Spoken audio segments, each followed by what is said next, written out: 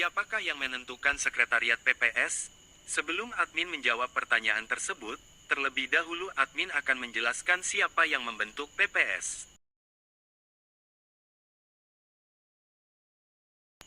PPS adalah singkatan dari Panitia Pemungutan Suara yang bertugas untuk menyelenggarakan tahapan pemilu di wilayah kelurahan, desa. PPS dibentuk oleh KPU Kabupaten, Kota berdasarkan Undang-Undang Nomor 7 Tahun 2017 tentang Pemilu. Adapun beberapa tugas-tugas PPS menurut Undang-Undang Nomor 7 Tahun 2017 tentang Pemilu adalah 1. Mengumumkan daftar pemilih sementara. 2. Menerima masukan dari masyarakat tentang daftar pemilih sementara. 3. Melakukan perbaikan dan mengumumkan hasil perbaikan daftar pemilih sementara. 4. Mengumumkan daftar pemilih tetap dan melaporkan kepada KPU Kabupaten, Kota melalui PPK. 5. Mengumpulkan hasil penghitungan suara dari seluruh TPS di wilayah kerjanya. 6. Menyampaikan hasil penghitungan suara seluruh TPS kepada PPK dan masih banyak lagi sebagaimana yang diatur dalam Pasal 56 Undang-Undang Nomor 7 Tahun 2017 tentang Pemilu.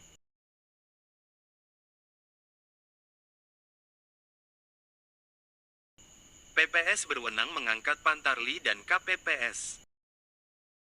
Nah, sekarang kita coba untuk menjawab siapa yang berwenang membentuk sekretariat PPS. Sekretariat PPS secara detail dijelaskan di dalam Peraturan KPU Nomor 8 Tahun 2022 tentang pembentukan dan tata kerja Badan Ad-hoc Penyelenggara Pemilu dan Pemilihan Gubernur dan Wakil Gubernur, Bupati dan Wakil Bupati, serta Wali Kota dan Wakil Wali Kota. Dalam peraturan tersebut tepatnya di pasal 75 dijelaskan bahwa 1. PPS melalui PPK mengusulkan dan merekomendasikan paling banyak 3 calon sekretaris PPS dan paling banyak 4 calon staf sekretariat PPS kepada KPU Kabupaten Kota. 2. KPU Kabupaten Kota menyampaikan usulan dan rekomendasi nama calon sekretaris dan staf sekretariat PPS kepada lurah atau kepala desa atau yang disebut dengan nama lain. 3. Lurah atau kepala desa atau yang disebut dengan nama lain menetapkan 1 sekretaris PPS dan 2 staf sekretariat PPS atas dasar usulan dan rekomendasi dari PPS melalui KPU Kabupaten Kota yang ditetapkan dengan keputusan lurah atau kepala desa atau yang disebut dengan nama lain. 4.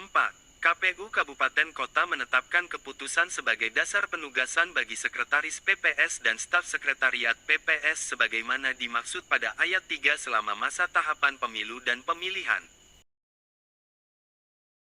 Susunan keanggotaan sekretariat PPS terdiri atas 1 sekretaris PPS dan 2 orang staf sekretariat PPS. Berdasarkan peraturan KPU tersebut tadi, Sekretaris PPS dan staf sekretariat PPS dibentuk paling lama 7 hari setelah pelantikan anggota PPS.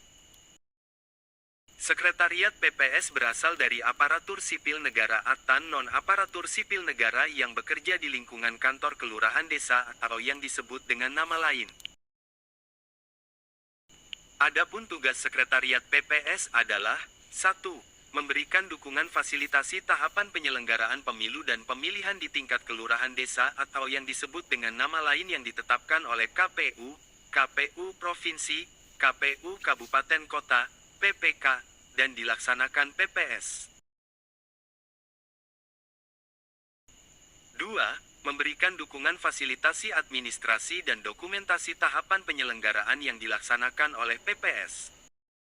3. Melaksanakan tugas lain yang diberikan oleh KPU, KPU Provinsi, KPU Kabupaten Kota, PPK, dan PPS sesuai dengan ketentuan peraturan perundang-undangan.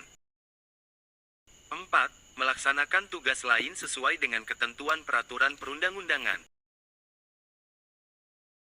Adapun kewajiban sekretariat PPS adalah 1. Membantu urusan tata usaha PPS. 2. Membantu persiapan dan fasilitasi rapat.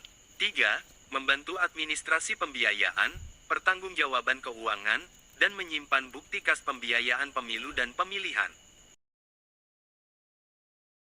4. Membantu pencatatan laporan dari Panwaslu Kelurahan Desa, peserta pemilu dan pemilihan, serta pemilih. 5. Memberikan saran kepada PPS.